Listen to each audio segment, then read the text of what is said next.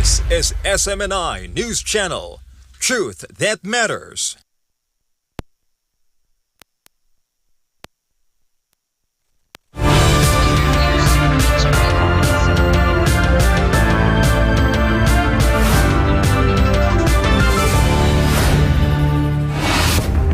Pastor Apollo ACQ's legal team issued a response to a social media post attacking the good pastor.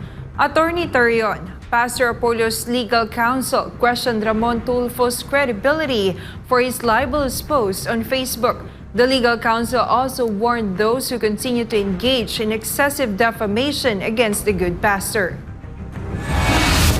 Despite Senator Risa Hontiveros' push to revoke Pastor Apollo's firearms license, the Philippine National Police disregarded her plea and insisted that the country has existing laws for this.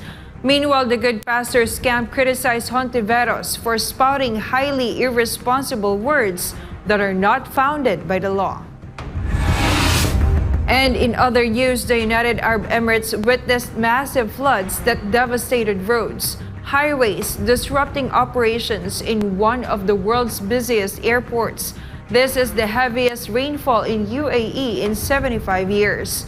Meanwhile, 18 people died in neighboring Oman due to raging flash floods.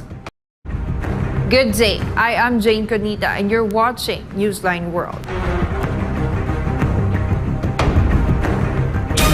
Torrential rains and heavy floods killed 18 people in Oman, including some school children, after a severe storm gripped the Arabian Peninsula. Gratero Mori files this report. Countries in the Arabian Peninsula suffered the devastating effects of hail and storm, with Oman affected the most. The neighboring UAE was not exempted from the severe weather's impact. Oman mourned for the lives lost as death toll from heavy rains and floods rose to 18. The death toll included at least 9 school children and their driver whose vehicle was washed away by floodwaters on Sunday. The government granted a day off for administrative staff in public and private sectors due to bad weather conditions in several provinces. Police and soldiers were deployed in Oman's Ash-Sharqiya North Governorate to rescue citizens in flooded areas. The province was hit the hardest by the deadly storm. Residents were advised to evacuate if they didn't feel safe in their homes. Meanwhile, the heavy rainfall also lashed Dubai and some parts of the UAE where luxury cars submerged in floodwaters and struggled to navigate their way through the raging waters. The floods disrupted transportation in Abu Dhabi and Dubai, causing a traffic jam and leaving cars stranded. Dubai Airport, one of the world's busiest international hubs, cancelled more than 50 flights. Schools across the UAE were also closed until Wednesday. Rain is not common in the UAE, which means many roads and other areas lack drainage, hence more flooding is anticipated. Other Gulf nations within the Arabian Peninsula such as Bahrain, Qatar, and Saudi Arabia also experience heavy rains. Reporting from Dubai, I'm Gratero Omori, your global citizen correspondent for SMNI News Channel. The Philippine National Police sees no reason to heed Senator Risa Hontiveros' urgent plea to revoke the alleged firearms license of Pastor Apollo ACQ due to his ongoing legal cases. Paul Montebon reports. It appears that the Philippine National Police is unaffected by Senator Risa Hontiveros' push for the revocation of the alleged firearm licenses of Pastor Apollo ACQ. The senator accused Pastor Apollo supposedly maintaining private armed groups. Thus, she believes it is fitting to revoke the licenses of his firearms and retrieve them.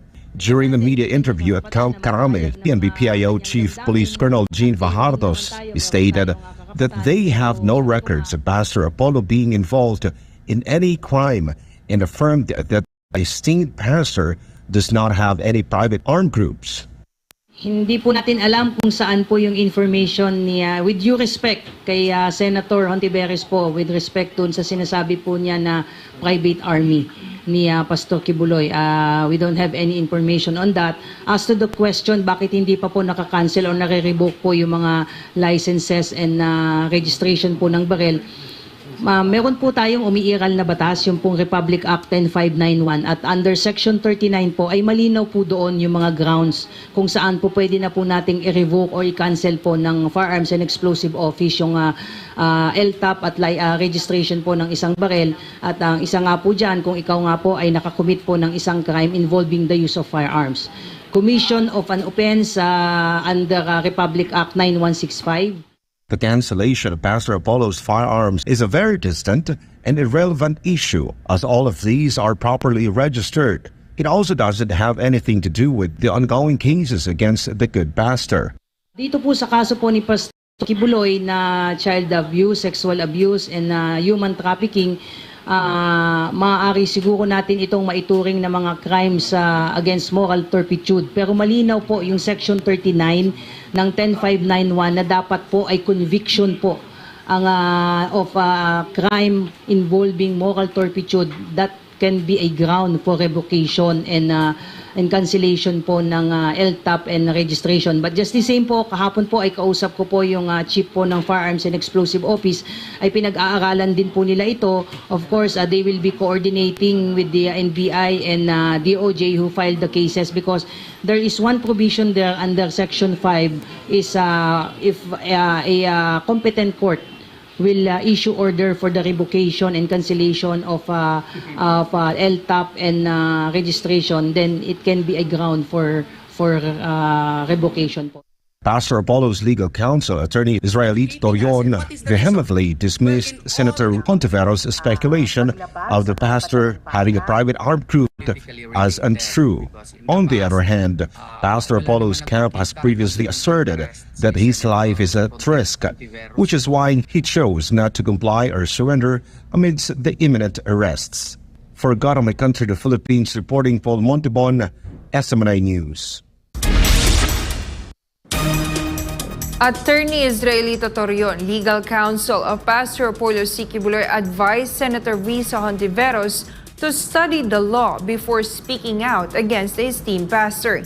He suggests that her statements appear to be mere gossip, as there is no evidence to back her claims. Angel Pastor will give us the details.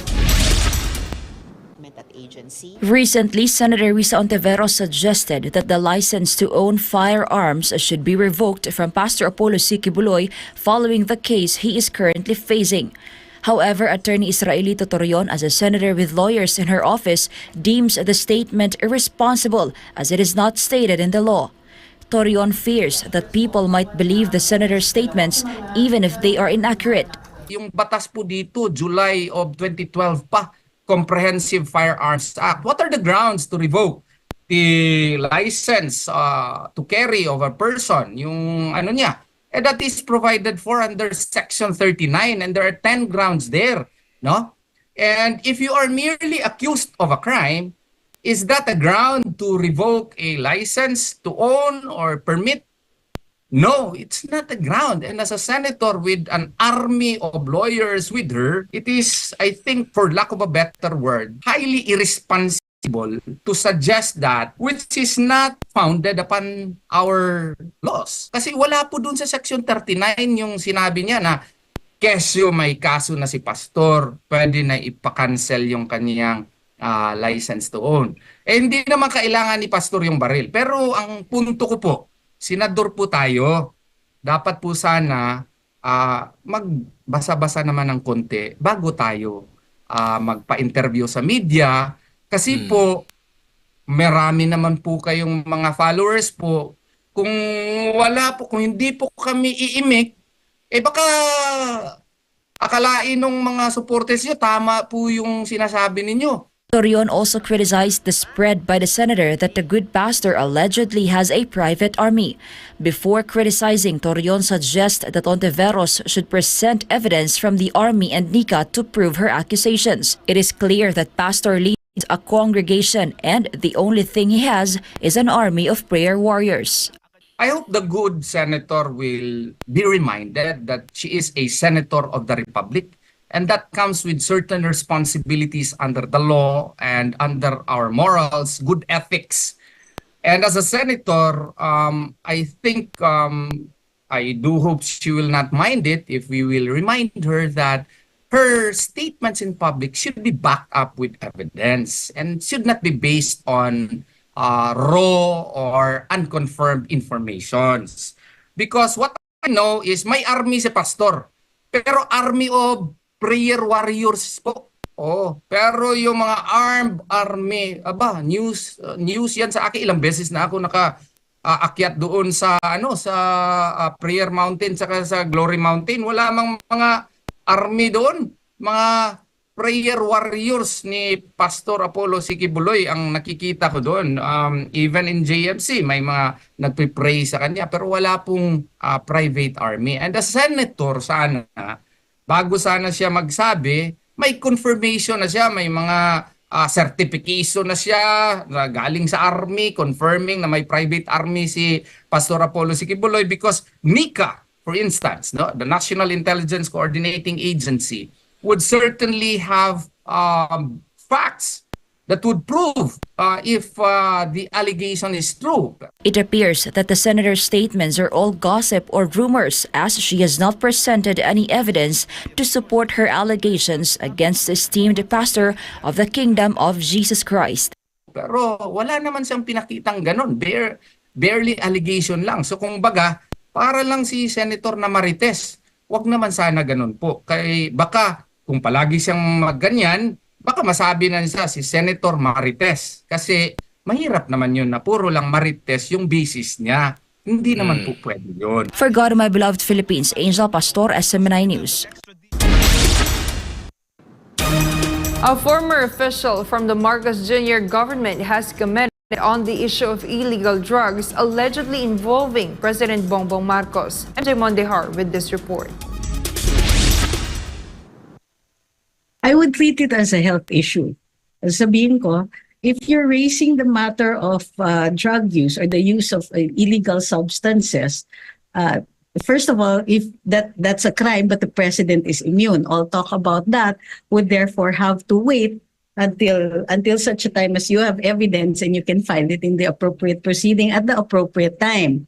However, if this is being raised as a health issue, we can assure the public that the president is in good health. There is no indication of any health-related repercussions of use of substances, illegal or otherwise. This is how the former press secretary of President Bongbong Marcos should explain the questions and challenges facing the public requesting the president to undergo a drug test. However, according to attorney Trixie Cruz Angeles, there are many factors why Marcos Jr. does not directly respond to this.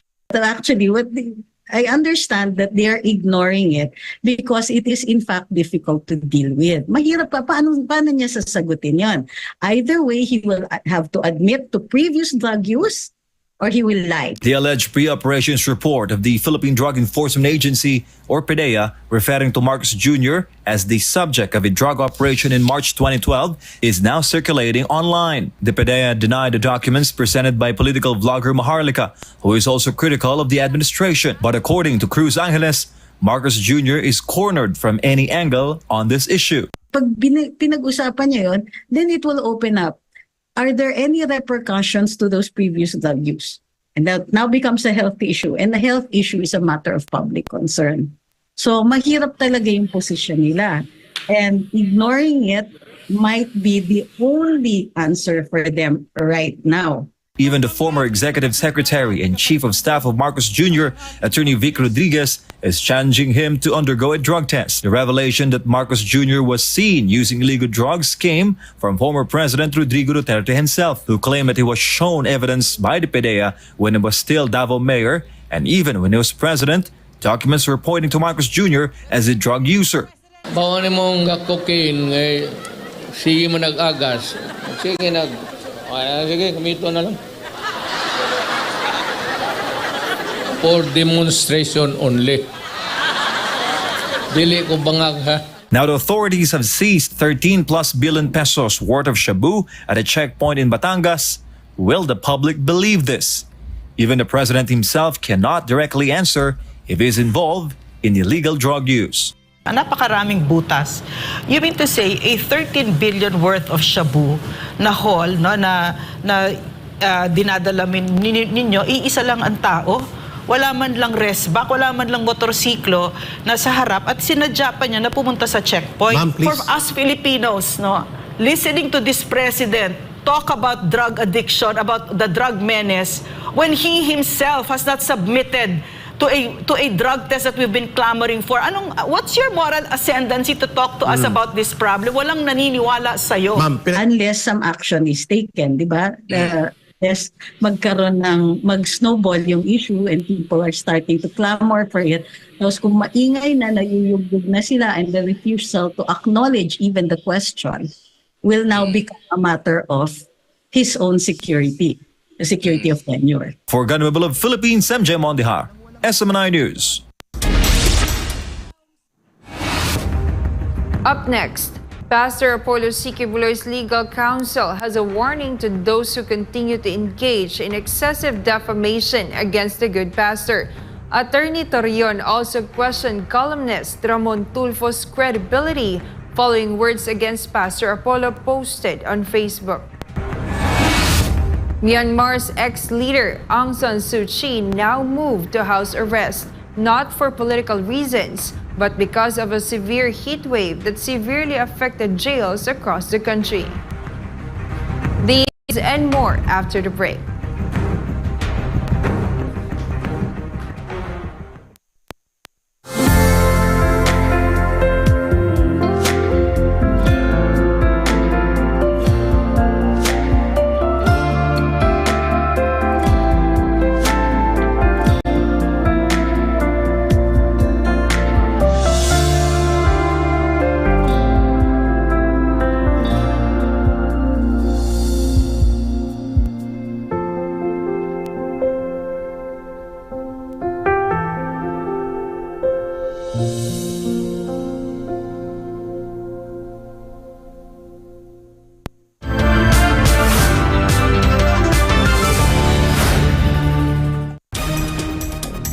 Pastor Apollo ACQ Buloy's legal team has responded to a social media post attacking him while also issuing a warning to individuals who continue to engage in defamation against the good pastor. MJ Mondihar with this report. Columnist Ramon Tulfo's Facebook post contains severe defamation against Pastor Apollo ACQ Buloy. The legal team of the good pastor underscored the unfairness of involving Pastor Apollo's deceased parents in propaganda. Aside from his parents, Tulfo also implicated pastor siblings in this defamation.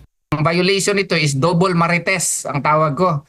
Double marites. Bakit double marites? Inassume niya as true na yung magulang ay first cousins. At saka granting for the sake of argument na totoo nga yan, what value would it help to strengthen his argument or argument against pastor? And secondly, hindi rin totoo na may kapansanan sa pag-iisip yung mga kapatid ni pastor at saka non-sequitur. It does not follow granting for the sake of argument na totoo lahat yan. It does not also necessarily follow na may masama ding pag-iisip ni Pastor Apollo ACQ Buloy. This is utterly libelous. The legal team also questioned Tulfo's credibility as he has been sued and arrested for cyber libel. They mentioned that they would overlook Tulfo's Facebook post considering his age. However, if he decides to publish the defamation in his Abante column, Pastor Apollo's camp assures that Tulfo will face numerous lawsuits. Huwag naman damanin yung parents niya saka mga kapatid niya. And let's keep the level sana of discussion respectable. Let us agree to disagree, but let us not destroy the character or reputation of our fellow men. Oras po ba na maisulat ito sa kanyang Abante column, tapos ay lathala? Maglalapsa po ba yung compassionate at talagang kakasuhan na ito si Ramon Tulfo? There is a strong probability that Pastor Apollo ACQ Buloy will instruct me or through his leaders, they will instruct me to file cyber libel cases. Maganda rin yan kay para magkikita rin kami sa korte at makita natin yung galing niya at talino niya doon sa korte. The Kingdom of Jesus Christ has 7 million members in the Philippines and worldwide. All are ready to sue Tulfo in various courts across the Philippines for defaming Pastor Apollo. KOJC members deeply respect Pastor Apollo, and they will not tolerate anyone tarnishing the credibility and the name of the good pastor. Meanwhile, Tulfo claims to have a source for the defamation post against Pastor Apollo, a female source whom he did not name. The camp warns the said source. Meron kami duda kung sino ito. Baka nga si Blanda Portugal na naman ito or itong mga ibang mga baka nga lang, pwede rin ako mali, no? Pero yung mga source naman, siguraduhin nyo naman na totoo yung mga sinasabi ninyo. The camp also warned against libelous and incriminating comments on Tulfo's Facebook post, especially since freedom of expression is not absolute and there are limits to defamation. There are Supreme Court decisions which rule to the effect that even if mag-comment ka lang tapos irresponsible yung comment mo tapos nag-subscribe ka dun sa libelous matter na subject matter doon sa post, you may also be liable. That's why I would request our countrymen na dahan-dahan naman sa pag-comment po, especially kung wala kayong basihan. For Gunmobile of Philippines, I'm Jem Ondihar, SM9 News. The controversial issue regarding the alleged gentleman's agreement between the Philippines and China seems to be heating up even more.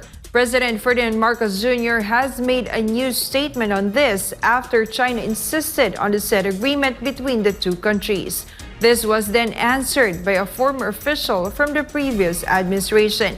Details of this report from Sara Santos. Should there be such a secret agreement, I am now rescinding it. So I've rescinded it, if indeed it exists. This was what President Ferdinand Marcos Jr. last said at the Foreign Correspondents Association of the Philippines, or FOCAP, 50th Anniversary Presidential Forum regarding the alleged gentleman's agreement. The said agreement was allegedly made between the Philippines and China under the previous administration. Marcos believes on the existence of the gentleman's agreement because of the insistence of Beijing. However, the president also seems confused. His answer to the question about the said agreement was even more questions. On this issue, one thing is certain. There is no evidence to prove the existence of such an agreement. There is no evidence of any agreement. Okay.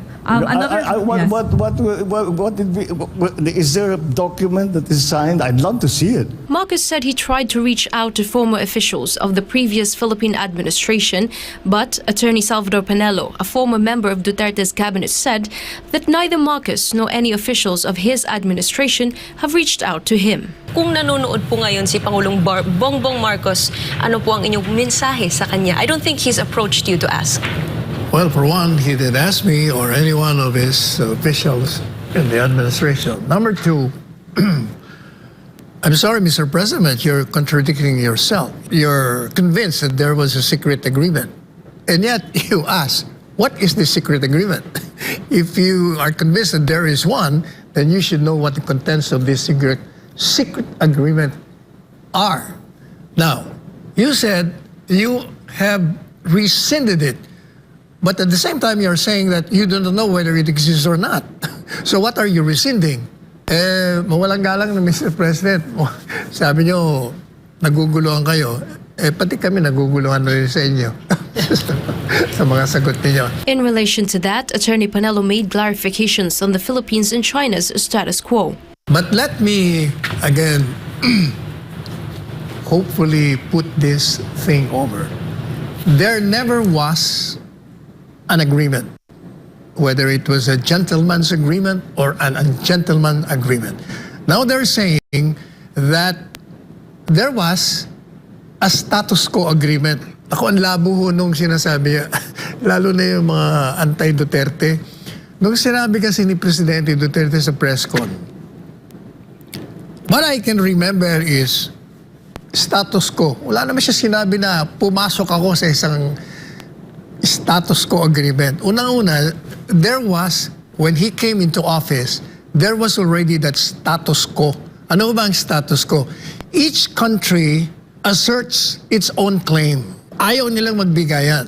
Ang China sabi niya, akin yan. Tayo naman, amin yan. May arbitral ruling nga kami. So nung pumasok siya dyan, yung status quo, kung nagkaroon man ng kasunduan, babaguhin mo yung status quo. But there never was an agreement precisely. Kaya yung status quo remained. Hindi mo sasabihin na nagkaroon ng agreement na magkaroon ng status quo. Eh dati na nga nandun yun. So ang agreement na papasukan mo para baguhin mo ang status quo. Panelo also added that the increasing tensions between the Philippines and China over disputed waters stemmed when the Philippines agreed to add more U.S. military bases in the country under the Marcos Jr. administration. But you know, Attorney Sal, sinabi po ni Pangulong Bongbong Marcos that he's willing to talk daw. But I don't think there's an effort, I'm not sure, but I don't think there's an effort made yet for him to contact former President Duterte. Matagal na ko sinasabi yan, di ba? Noong pa sinasabi ni Secretary Chelo, we're open to it nung sinabi ni Presidente Duterte na willing siya magkipag-usap. Never naman nilang ginawa yan. And to be clear, wala pa pong effort sa inyo. As far as I'm going, sa akin, wala.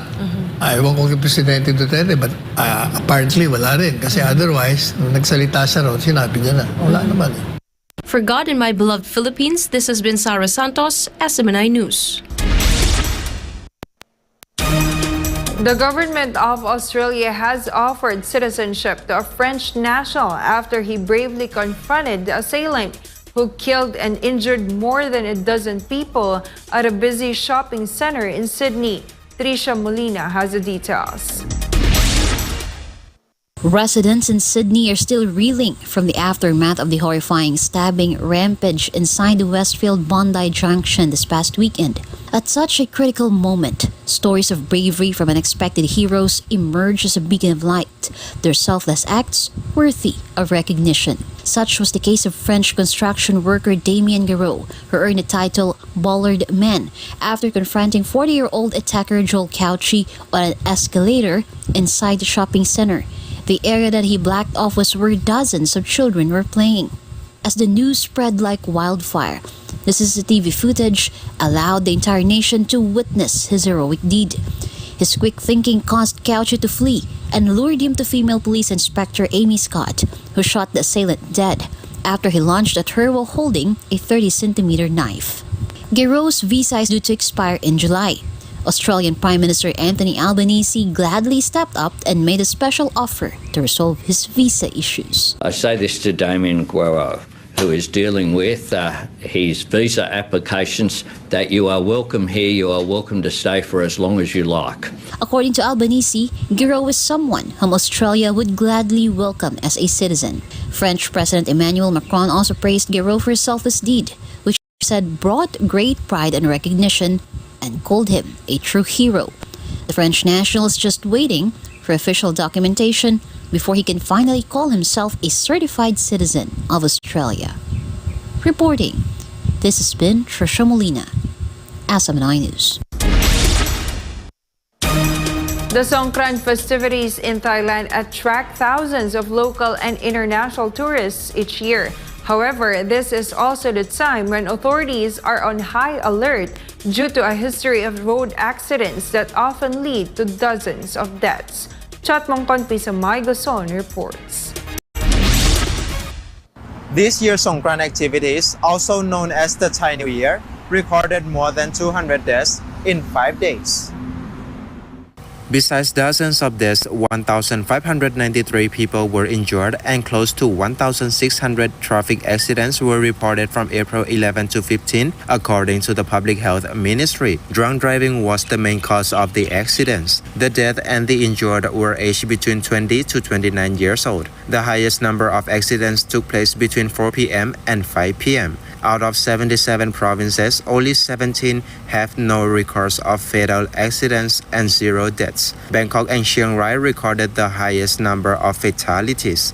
In 2023, 2,208 people were injured out of 2,203 road accidents, causing 264 deaths from April 11 to 17. Every year, Thai officials will set up road checkpoints during the so-called 7 dangerous days of Songkran, which starts on April 11. Alcohol sales and road accidents always skyrocket during the New Year and Songkran festivals. In 2018, the World Health Organization ranked Thailand as the number 9 country with the highest rate of road traffic deaths. The Land of Smiles also topped the charts for the highest number of fatalities in Southeast Asia. Reporting from Thailand, I'm Sharmon Kombisamay-Goson, your Global Citizens correspondent for SM9 News Channel. Jailed Myanmar leader Aung San Suu Kyi has been transferred from prison to house arrest, not because of political reasons, but simply because the extreme heat blamed to climate change caused alarm among the welfare of prisoners nationwide. Anissa de Guzman has the story. Myanmar is boiling not only because of the recent clashes between the armed forces and rebel groups, but also due to the excruciating heat wave that is making countries melt under dangerous temperatures. As nations across the globe complain of agonizing heat, Asian countries like Myanmar are not exempted from the mutual predicament. The extreme heat convinced the Myanmar junta to transfer former leader Aung San Suu Kyi from prison to house arrest as a health measure. A record-breaking heat wave has affected many Asian countries since last year, which experts often blame to climate change. The 78-year-old leader and 72-year-old former President Win Myint were among the elderly and infirm prisoners moved from out of prison due to severe heat. Suu Kyi has been serving a 27-year prison sentence for various crimes ranging from treason and bribery to violations of the telecommunications law. The 78-year-old leader has denied the charges. She has been detained since a military coup that overthrew her from power took place in February 2021. Adding to the scorching heat in Myanmar was the latest wave of clashes between the armed forces and ethnic rebel groups who have gained an upper hand after back-to-back seizures of military strongholds and weapons in recent weeks. The latest round of tensions forced thousands to flee to neighboring Thailand. Tensions have now subsided in Myanmar after days of fighting. Reporting from Thailand, I'm Anissa de Guzman, your global citizen correspondent for God and our beloved country, the Philippines. And before we end, may you be inspired with the words of the sun.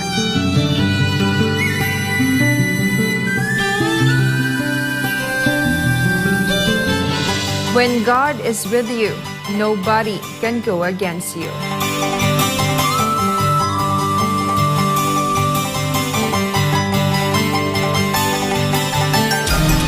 And that's all for this edition. For more updates, you may visit sm9newschannel.com or follow us on our official social media accounts on Rumble, YouTube, Facebook, and Twitter. For God and my beloved country, the Philippines, I'm Jayne Codnita, and this is Newsline World.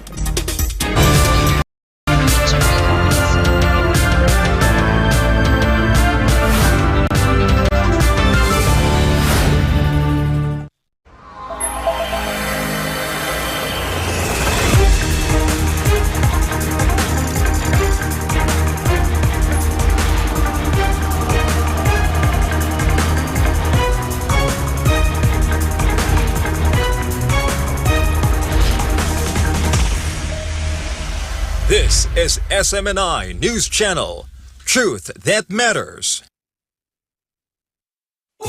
Subscribe to SMNI News Channel and turn on the notification bell to keep you up to date. Also visit our official social media accounts and join our community on Viber and Telegram.